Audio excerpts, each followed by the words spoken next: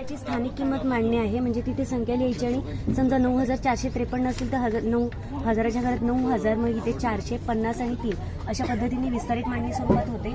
त्याचीच स्वरूपात मांडणी आपल्याला करायची आहे. तर इथे दर्शनी किमतीच्या स्वरूपात मांडणी करणार. तर ज्या 9,000 असतील तर इथे 9,000त 9 काड्या, 400 आणि 5 इथे काड्या आणि इथे पुन्हा 3 काड्या येतील. अशा पद्धतीच्या ही मांडणी वस्तुरूपात विद्यार्थी करायला शिकतील. त्यानंतरचा शेवटचा भाग आहे गणितीय लुडो. तर गणितीय लुडोमध्ये समजा इथे विषम संख्येमध्ये आपल्या प्लेयर असेल आणि जर ते याच्यावर विषम संख्या ओळखायला आली तरच तो विद्यार्थी इथे बाहेर येऊ शकतो. पण इथे समजा आपल्याला 5 मिळाले तर विद्यार्थी बाहेर येईल, ती संख्या वाचेल 50 आणि ती ह्या अंकांमध्ये शोधून दाखवेल.